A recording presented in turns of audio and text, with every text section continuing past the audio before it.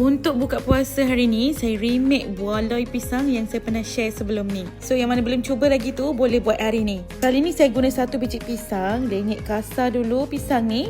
Masukkan 2 cawan tepung pulut dan 3/4 cawan santan. Kaul sampailah dah jadi dough macam ni. Lepas tu boleh letak pewarna. Saya campur pewarna merah dan hijau untuk dapatkan warna hijau olive. Okay, untuk tangkai dia pula saya letak warna coklat. Ambil acuan ni, spray minyak dulu supaya dia tak melekat nanti.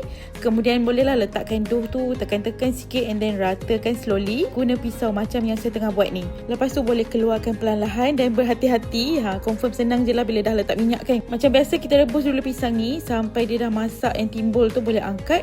Lepas tu masukkan ke dalam bekas yang berisi air. Tujuan saya buat ni supaya dia set and then warna daripada pisang tu tak bercampur dengan santan bila kita hidang nanti. Untuk kuah santan dia pula, saya guna setengah cawan gula, sedikit garam, daun pandan dan 1 setengah cawan santan.